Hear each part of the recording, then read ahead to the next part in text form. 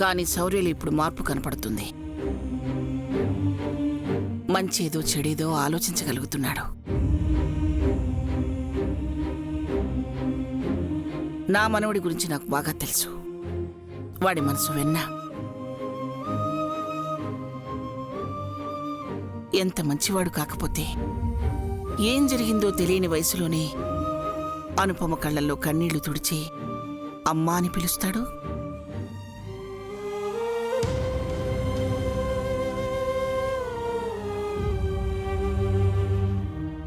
నా మనవణ్ణి నేనడుగుతాను. తప్పకుండా కళ్యాణిని పంపిస్తాడు. నిజమేనమ్మా. శౌర్య ఒప్పుకుంటాడేమో గాని దమయంతక్క ఒప్పుకుంటుందా? ఇప్పటికే దెబ్బతిన్న పాములా మన మీద బొసలు కొడుతుంది. అసలు మారాల్సింది దమయంతక్క. ఆవిడ మారితే అందరం ఆనందంగా ఉంటాం. 4 మాటలు చెబితే మారటానికి దమయంతి బుద్ధి మధ్యలో చెడిపోలేదు చిన్ని, పుట్టుకతోనే వచ్చింది.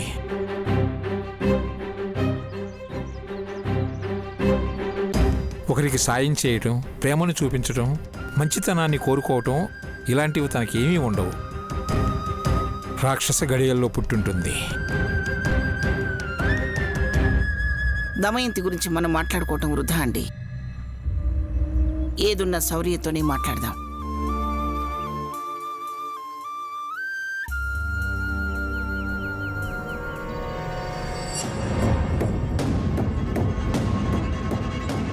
నారు పోసినవాడు నీరు పోయకుండా ఉంటాడా? దమయంతి వదిన వీళ్ళ ఆశల మీద నీళ్లు చల్లదా?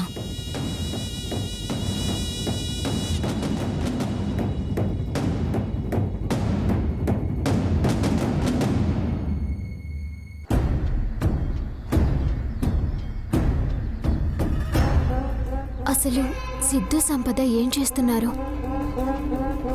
శౌర్యతో జీవితం వద్దనుకుని వెళ్ళిపోయింది. మళ్ళీ ఇద్దరు కలిసి ఇంటికి దొంగతనానికి వచ్చారేంటి? అసలు అంత డబ్బుతో ఏం చేద్దామనుకుంటున్నారు? అది తెలిస్తే అయినా అరగంటలో వెళ్ళి వాళ్ళని పట్టుకోవచ్చు. లాస్ట్ టైం శ్రీజ సంపదని చూశాను అంది. మళ్ళీ తనకేమైనా ఇన్ఫర్మేషన్ దొరుకుంటుందంటావా? ఒకసారి ఫోన్ చేసి కనుక్కుంటాను.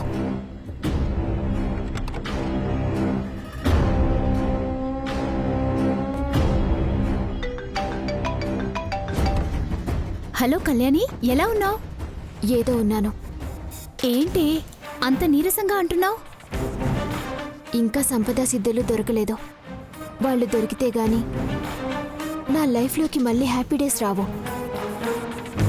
నీకు వాళ్ళ గురించి ఏమైనా ఇన్ఫర్మేషన్ ఉందా? లేదే, వాళ్ళు ఇప్పుడు అసలు ఇంతకు ముందున్న ప్లేస్లో ఉండటం లేదు. అండ్ వాళ్ళ ఓల్డ్ నెంబర్స్ కూడా యూజ్ చేయటం లేదు. అసలు వాళ్ళు ఇప్పుడు ఎక్కడున్నారో కూడా తెలియటం లేదు. సిద్ధు సంపదలు ఈ మధ్య మా ఇంటికి దొంగతనానికి వచ్చారు. దొంగతనానికా? అవును. అసలు ఒక్కసారిగా వాళ్ళకి అంత డబ్బు ఎందుకు కావాల్సొచ్చింది అనేది కావాలి శ్రీజ. మేబీ ఎందులో అయినా ఇన్వెస్ట్ చేయడానికి అనుకుంటాను. అన్నట్లు చెప్పడం మర్చిపోయాను. ఈ మధ్య సిద్ధు సంపదలు ఎవరు డైరెక్టర్ని కలిశారు. అవునా? సరే, క్లారిటీగా కనుక్కో. నేను కూడా ట్రై చేస్తాను.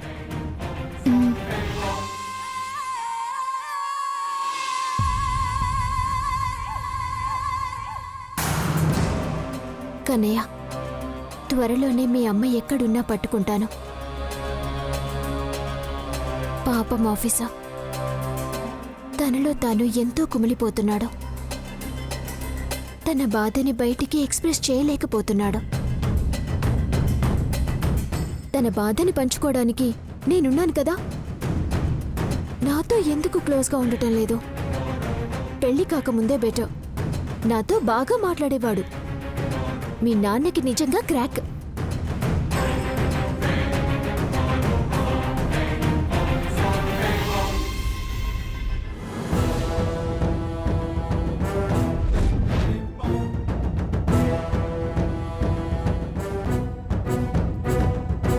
ఆగిపోయామే. క్రాక్, ఇంకా ఆఫీసర్ అది నీ మనసులో ఏముందో అనేసాయి, పర్లేదు. అయ్యో లేదు ఆఫీసర్. సారీ కళ్యాణి, నువ్వు ఇంటికి వచ్చినప్పుడు అల్లరి పిల్లవి, ఆలోచించవు అనుకునేవాణ్ణి. ఎదురు సమాధానం చెప్తే పోగరు అనుకునేవాణ్ణి. కానీ ఈ ఇంటికొచ్చాక కొన్ని రోజులకే నీలో చాలా మార్పు వచ్చింది. ముఖ్యంగా ఆడపిల్లకు ఉండాల్సిన లక్షణాలు, ఓర్పు, సహనం, అందరూ నా వాళ్లే అనుకోవడం అన్నీ చాలా తొందరగా అలవర్చుకున్నావు. అన్నిటికంటే ముఖ్యంగా నీ బిడ్డ కాకపోయినా బాబుని ప్రాణంగా చూసుకుంటున్నావు. అలా అందరూ ప్రేమగా చూసుకోలేరు.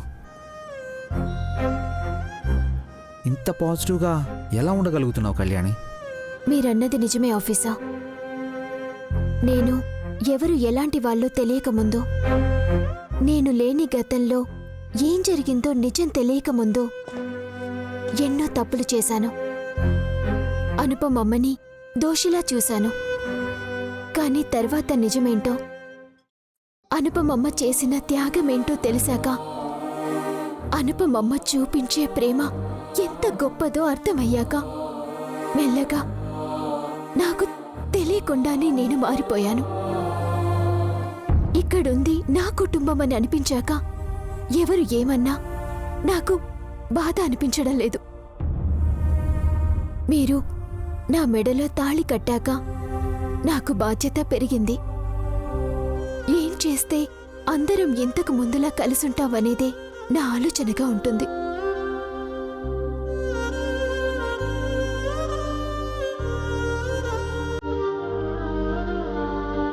ఆఫీసర్, ఏంటి అలా చూస్తున్నారు?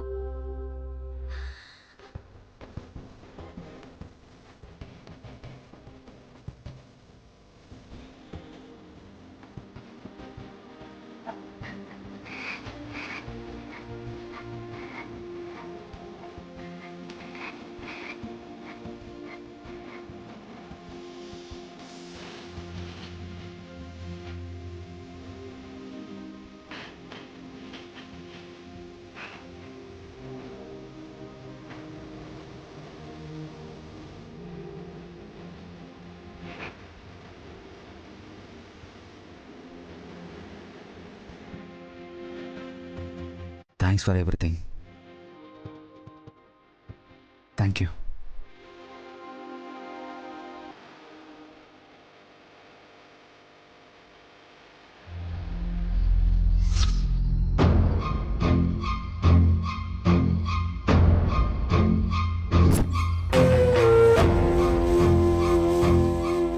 దీన్ని శౌర్యకి ఎంత దూరం పెట్టాలనుకుంటే అంత దగ్గరవుతుంది. వీళ్ళని విడగొట్టడానికైనా DNA టెస్ట్ చేయించి నిజమేంటో తెలుసుకుని కళ్యాణిని కొత్తగా ఆడుకోవడం మొదలు పెట్టాలి. DNA టెస్ట్ చేయించాలంటే బాబు తల వెంట్రుకలు, శౌర్య తల వెంట్రుకలు కావాలి. అవి దొరికితే చాలు. కళ్యాణి, కళ్యాణి, చెప్పండి అత్తయ్య. బాగా తలనొప్పిగా ఉంది, వెళ్ళి కాఫీ తీసుకురా. అలాగే అత్తయ్య. అమ్మా, నేను స్టేషన్కి వెళ్ళొస్తాను.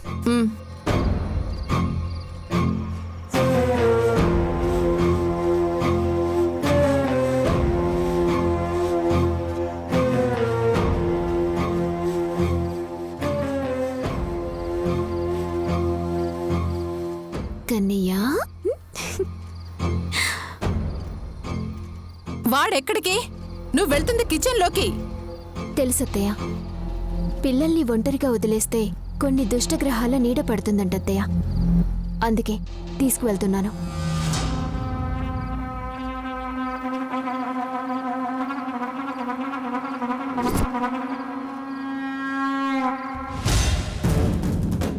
కన్నయ్య, ఒక 10 నిమిషాలు ఇక్కడే పడుకో, నేనిప్పుడే వస్తాను, సరేనా?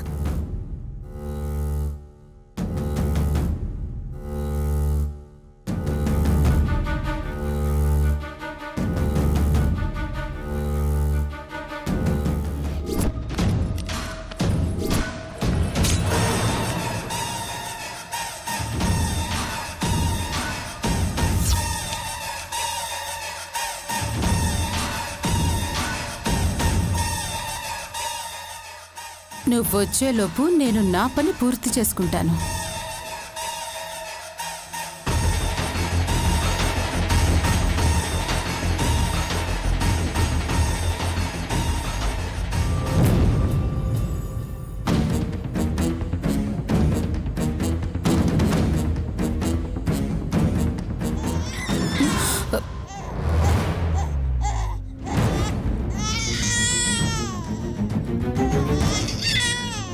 కన్నయ్య ఏడుస్తున్నాడేంటి? ఆ, అలాగేనండి, తప్పకుండా. కన్నయ్య ఎందుకు ఏడుస్తున్నావు? ఏ దయ్యమైనా నీ దగ్గరికి వచ్చిందా? నిన్నేమైనా అనిందా కన్నయ్య? ఆ దెయ్యాలకి ఏం పనిలేదు, చిన్నపిల్లల్ని ఏడిపించటం తప్ప. కళ్యాణి, ఏంటా మాటలు? నేనేమన్నానత్తయ్య? కన్నయ్యని ఆడిస్తున్నాను. ఆడించుకో, కానీ దెయ్యాలు భూతాలు ఏంటి? వాటినంటే మీరెందుకు ఫీల్ అవుతున్నారత్తయ్య? నేనేం ఫీల్ కావడం లేదు. ఇంట్లో ఆ మాటలేంటి అంటున్నాను. కాఫీ ఏది? ఇప్పుడే తెస్తాను.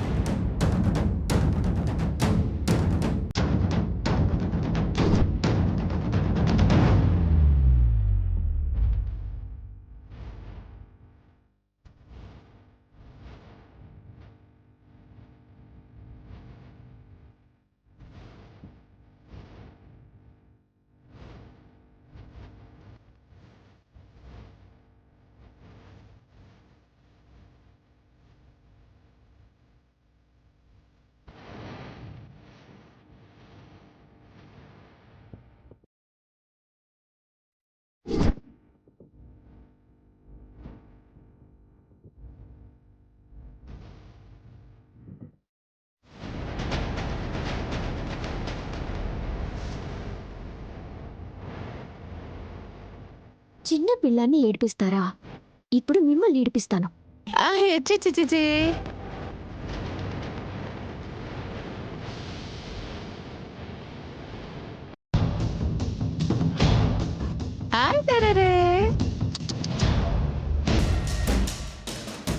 ఈవిడేంటి ఓవర్ యాక్షన్ చేస్తుంది? అత్తయ్య, మీరడిగినట్టే కాఫీ తెచ్చాను. థ్యాంక్స్ కళ్యాణి. మావ్య, అది మీకు కాదు, అత్తయ్యకి. ఎందుకు? నిన్ను తిట్టడానికా? ఏం పర్లేదు, ఇంట్లోనే ఉంటుందిగా, మళ్ళీ ఇవ్వచ్చులే. లేదు మావయ్య, అది అత్తయ్య కోసం స్పెషల్గా చేశాను. కావాలంటే 5 minutesలో మీకు మళ్ళీ మంచి కాఫీ పెడతాను. ఇటివ్వండి. ఏం పర్వాలేదులే అమ్మా, దమయం తాగుతుంది.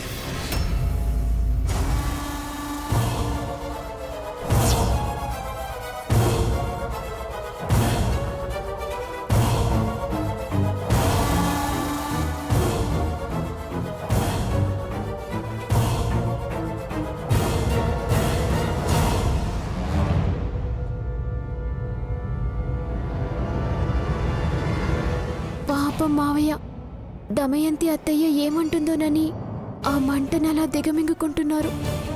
ఎలా ఉంది కాఫీ? కర్ణ కఠోరంగా ఉందా? ఏంటా కళ్ళల్లో నీళ్లు? చాలా బాగుంది. ఇవి కన్నీళ్లు కాదు, ఆనంద భాష్పాలు. కావాలంటే నువ్వే తాగు.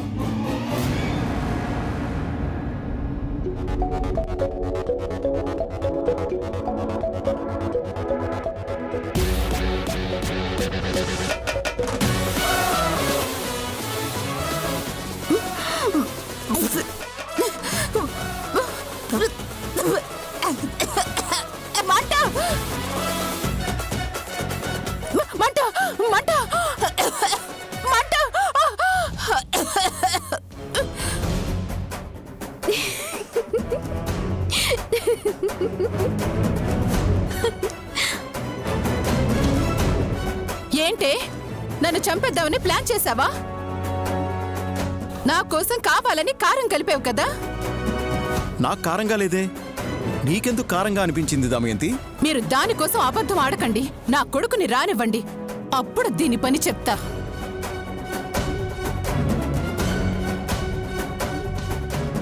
కొంచెం జాగ్రత్త కళ్యాణి, దమయంతి మంచిది కాదు. సరే మావయ్య.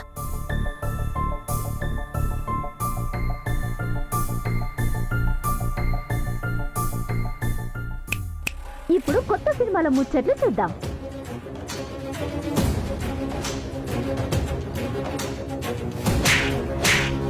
ప్రముఖ నటి జోజో హీరోయిన్ గా నటిస్తున్న మూవీ సెట్స్ మీదకి వెళ్ళింది. ఈ సినిమాలో జోజో నెగిటివ్ రోల్లో నటిస్తున్నారు.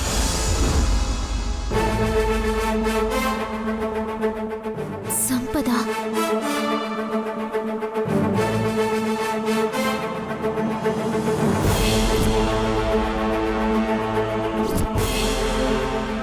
అంటే సంపద హీరోయిన్ గా ట్రై చేస్తుంది. అందుకోసమే డబ్బు కోసం దొంగతనానికి వచ్చినట్టున్నారు. వీళ్ళని పట్టుకోవడానికి ఇదే అవకాశం.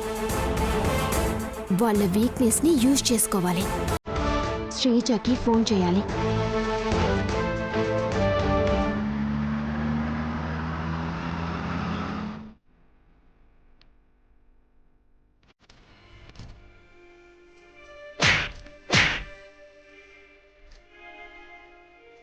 చెమటలో బ్రతికే మీరు నేనొచ్చేటప్పుడు ఎదురొస్తే రియాక్షన్ ఇలాగే ఉంటుంది.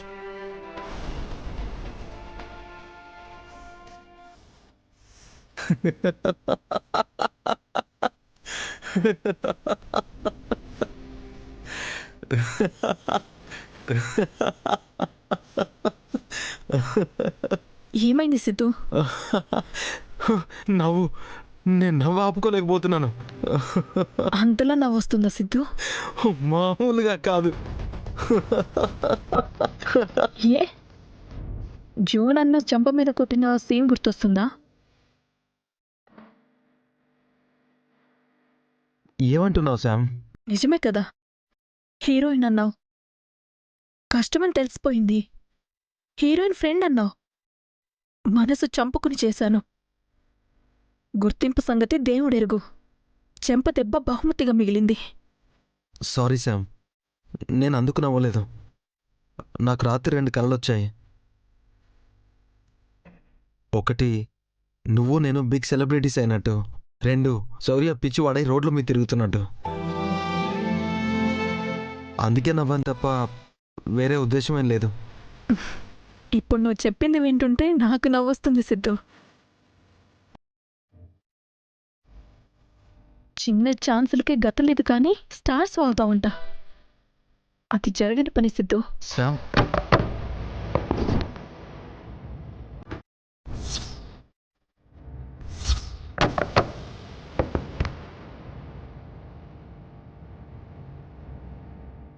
ఎవరై ఉంటారు సిద్ధు?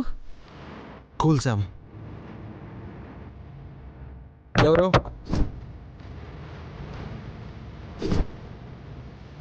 ఎవరో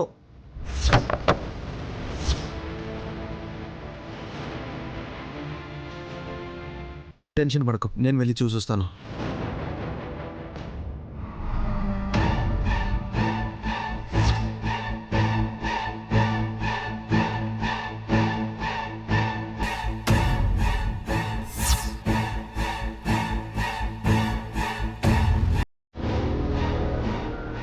ఎవరు?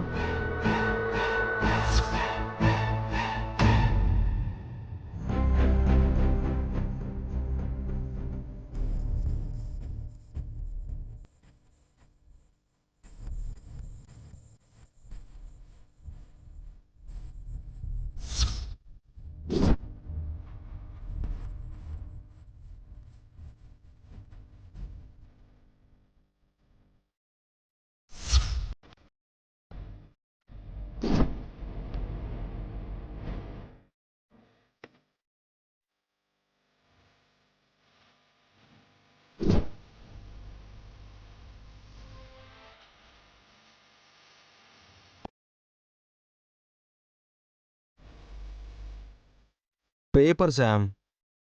పేపర్ బాయ్ విసిరేసినట్టున్నాడు. మనకెందుకు సిద్ధు పేపర్? మనకే కావాలి శామ్. ఏ సినిమాలు ఓపెన్ అవుతున్నాయి, ఏ సినిమాల్లో ఎలాంటి రోల్స్ ఉన్నాయనే ఇన్ఫర్మేషన్ తెలుస్తుంది. ఇక్కడ న్యూస్ ఎలాగో తెలుస్తుంది.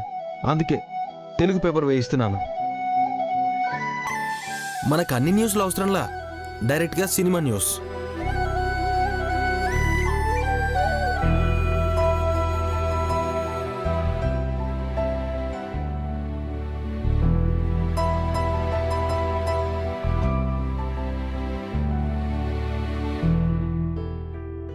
మోక్ష ఫిల్మ్స్ బ్యానర్లో 100 కోట్ల భారీ బడ్జెట్ మూవీ.